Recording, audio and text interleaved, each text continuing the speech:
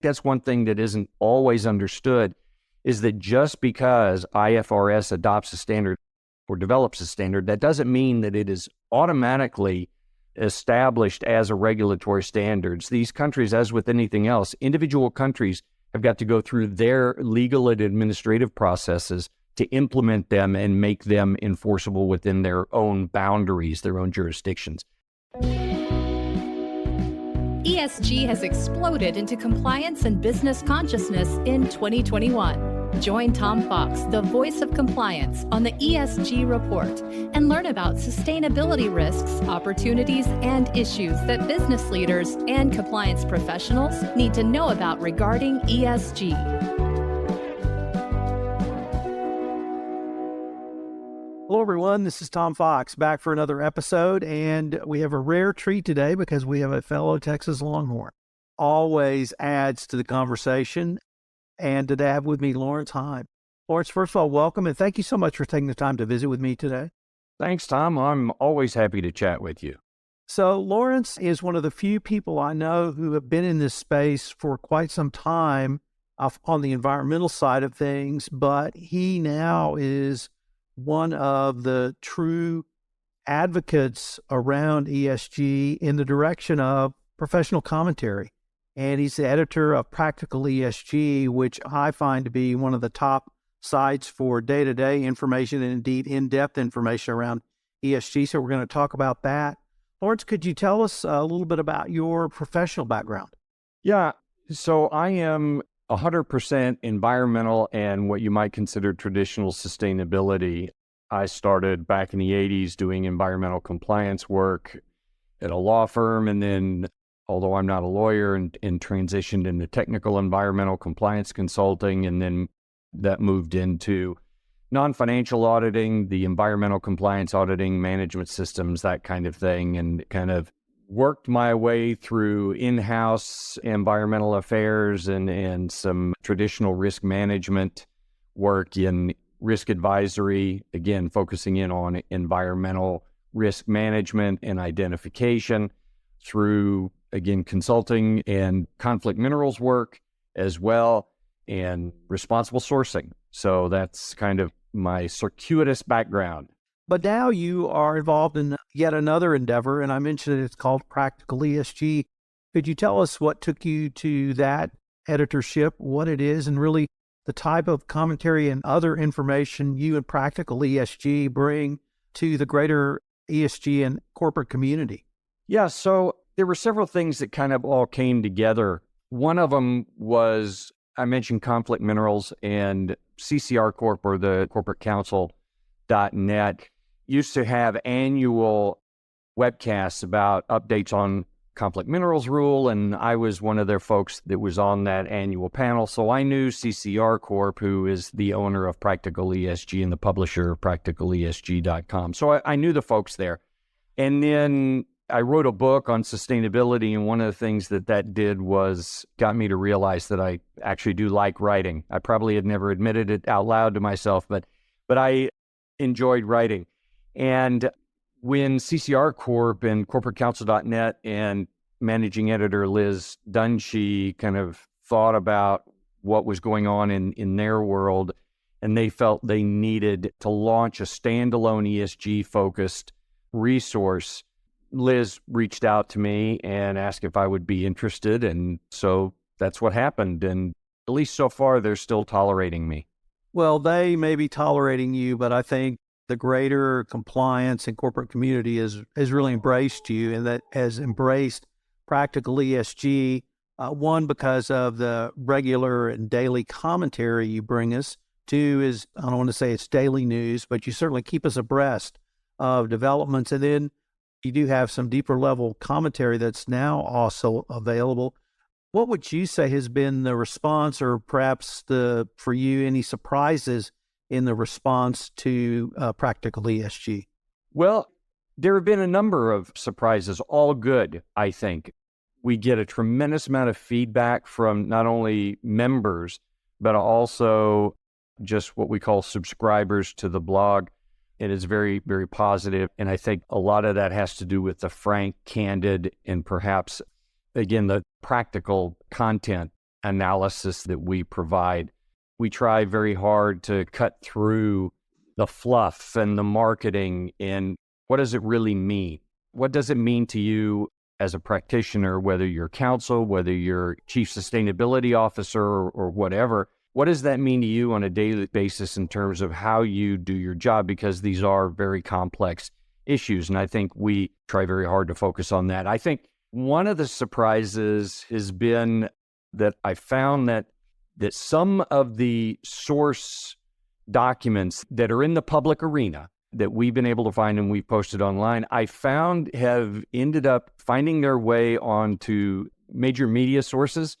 It's back-end linking, which I don't quite understand. I found one out by accident, which with one of the more internationally known media companies that it's not necessary to name, but that to me was quite a surprise and a bit flattering. But that's kind of where I am in that. Lawrence, in addition to your own writing on practical ESG, you also have commentary from others who have submitted information. I was wondering if you talk a little bit about some of the commentators you've had on and really the information they've brought to people like myself in the greater community. Yeah, we've got a great set of contributors and we continue to get more contributions as well. We've got a fantastic advisory board that helped us kind of formulate practicalesg.com and what direction we should go. And we selected that advisory board to a large extent based on their technical expertise and their seniority in the marketplace. And so because of that, they've also been wonderful sources of contributions. And so we've had a number of fantastic and very in-depth, and again, focusing on practicality, contributions from our advisory board on climate issues, on investor perspectives, on corporate culture management, and how all of that relates to ultimately rolling up to successful ESG programs. So there's that data quality and data validation. And we've got a few more certainly that are in the works right now from other contributors. One of the more, I would say, impactful or maybe shocking contributions came from somebody who I know who is not on our advisory board, but Matt Friedman, who I work with and know through my association with being on the board of a nonprofit called ASSET, the Alliance to Stop Slavery and End Trafficking, which was founded by actress Julia Ormond. Anyway, Matt wrote an incredibly painful and compelling article on his experiences relative to human trafficking, and that was a fantastic contribution. It's funny you should bring up Matt. I actually interviewed him for another podcast this morning to talk about the P, or people, in ESG is the topic of his presentation at a conference. He's a great resource and a great friend to not only his community in human trafficking and modern slavery fight, but also our community in ESG.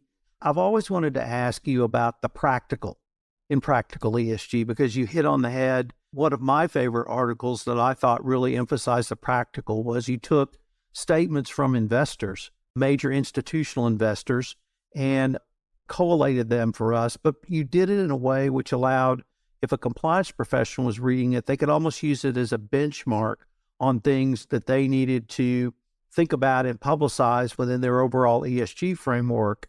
And it just struck me that that was a great example of something collated a lot of information. You put it out there, but you put it out in a way that someone reading it could say, yeah, I can take a look at this and see what we are doing. So I wanted to ask you to say a few words about the practical of practical ESG. So CCR Corp, again, who is the owner of practicalesg.com, it has its entire basis on providing practical information to members. So that's what the company is all about. And that's what it started out as in the founding principle 45 years ago. So not to sound like a salesman, but that's really our entire philosophy. Our editorial staff have sat in the seats of our members. So we personally know what our members need to do to function on a day-to-day basis. We also are painfully aware of the tsunami of information that's just flooding everybody's inbox on a daily basis. And the unfortunate majority of it is perhaps not particularly practical. There's a tremendous amount of theoretical information out there. There's a tremendous amount of marketing information to get you to buy something. We just want people to be able to have easy to digest and filtered form to say, our members are saying, and everybody else is saying, I've only got a certain amount of time during the day. I need to know what I need to do, and in a prioritized manner, in simple to understand terms. And that really is what drives us. One of the things you've written about quite a bit has been the standards, whether those be international standards, whether those be national standards or others. And I wanted to use that as an introduction to the recent SEC proposed rules around climate disclosure risk. I was wondering if you could tell our audience really what the framework the SEC laid out was, and then what have you either seen as the community response or corporate response, and where do you think the SEC proposed rules may go at the end of the comment period? It's really funny that you asked me that right now, because I'm literally drafting a blog that kind of combines both of those things. That's what I've been working on this morning so far. So let's start a little bit with the international standards. And ISSB, the International Sustainability Standards Board, which is part of the IFRS, the international standards body for issuing accounting standards that then must be adopted by individual countries before they become national mandates. ISSB just either last night or early this morning, European time, announced that they have a new working group, and it's a multi-jurisdictional working group of these regulatory agencies in the accounting and the financial standards and securities arenas for a number of countries. And the SEC is one of them. So there's this new working group, and the whole purpose of this working group, based on the announcement that's made, is to help the ISSB standards be aligned from the beginning with the existing national frameworks and standards and legal guideposts or guardrails that exist within those different jurisdictions. That process in terms of how those will be aligned, and certainly ISSB and IFRS all talk about, there's frequently discussion about how they're adopted by 140 countries and jurisdictions around the globe. And that is the case, but it's not an automatic thing. And I think that's one thing that isn't always understood, is that just because IFRS adopts a standard or develops a standard, that doesn't mean that it is automatically established as a regulatory standards. These countries, as with anything else, individual countries have got to go through their legal and administrative processes to implement them and make them enforceable within their own boundaries, their own jurisdictions. So there are some multiple processes that have to go through. And here in the U.S., the Financial Accounting Standards Board, or FASB, is the one that's responsible for doing that. And that process is called convergence. So we're going to have to wait and see what happens. And I think it's notable that FASB convergence process is its own administrative process with public comment period and due diligence and that kind of thing. But that only begins once the ISSB standard is final. So we're going to have to go through the ISSB standard development until that becomes a final document. And then that's when it will be taken up for consideration by FASB. So it's a two-step process for that standard. Where the SEC may end up with on the rule, again, that was another part of the blog I was just writing. I was just looking over the public comments. I've been kind of tracking them a little bit every few days. And while they don't update the website, SEC doesn't update the website on a daily basis with the comments that are submitted. Right now, there are well over 6,000 public comments that have been submitted. The overwhelming majority of them are form letters or those from concerned citizens and don't have particular substance to them. But what is notable is that most of the industry associations and trade associations that have submitted comments are asking for an extension of time. They're pointing out the complexity and the length of the proposal and saying we really need more time. A group of states, I believe 21 states, I can't remember the number, but maybe it was 11. They've also asked for a time extension. But here's the interesting dynamic. Certainly, Chair Gensler has made it clear that he wants the final release to be issued before the end of the year. That means time is of the essence. But when you have critical stakeholders who are saying, this is really complex, we really need to take the time to evaluate this rule, we need more time to do that. And that's in the face of SEC's already stated sensitivity to and concern about potential for litigation once a final release has been issued.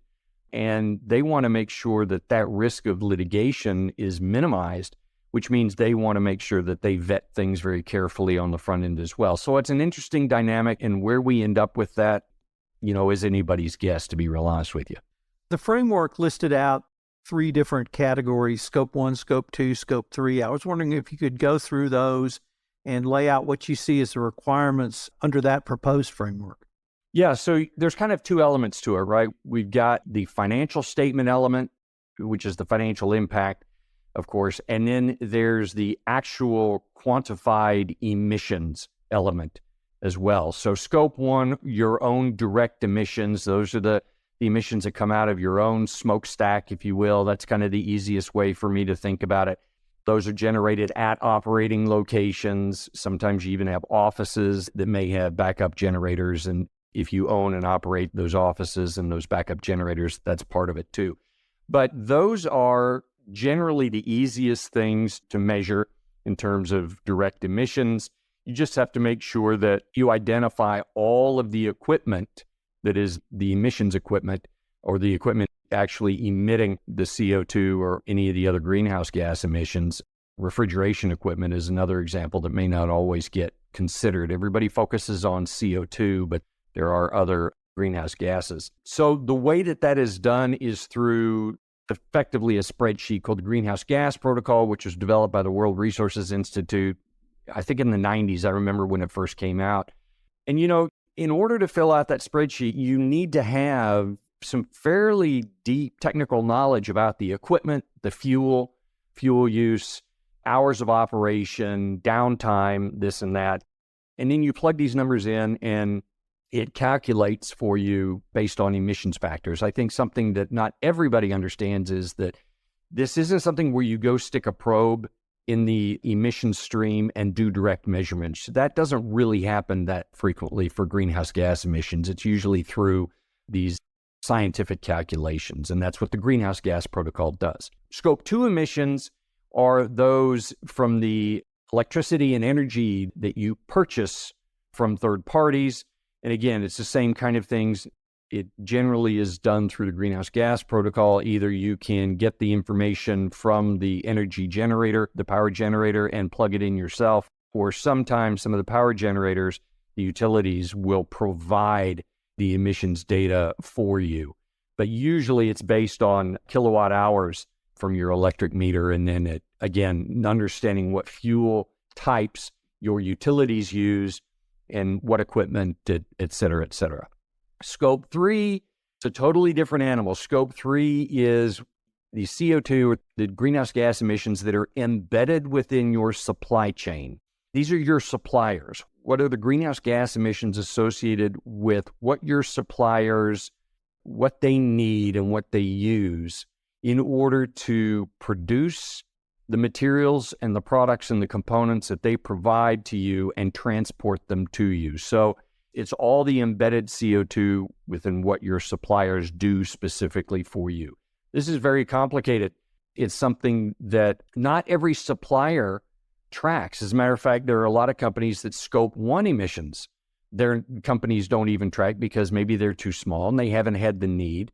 One of the curious things about the SEC proposal is it does talk about the EPA's greenhouse gas emissions regulatory scheme. And that is correct. There is one, but it is for very large entities only.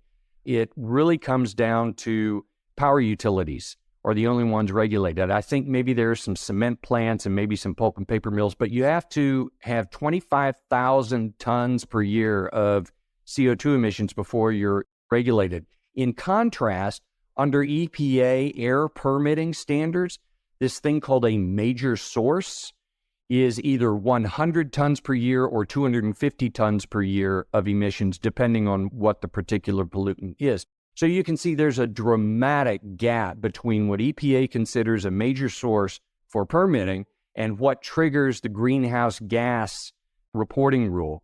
So it's very complicated. And the scope 3, the suppliers issues, you have to push down the information request through your supply chain and hope you get a response. That's not always the case. Lawrence, one of the things that intrigued me about this set of proposed rules was what we just touched on with Scope 3. And if I could draw from my anti-corruption compliance experience, we really saw an increase in compliance when we required suppliers to demonstrate the effectiveness of their compliance programs and the companies they were doing business with. And it really struck me as a good way to at least think about a framework. And so I was wondering if you find that sort of 30,000-foot view persuasive or even useful, and is at least the SEC proposed framework a way for us to discuss these issues in terms of a way everyone can understand, everyone can test, audit, and then report accurately? The proposed release does not itself specify how to collect the Scope 3 data or how to interact with suppliers. So any established framework that you have that already looks at that, I think, is a great way to think about it and to start thinking about it.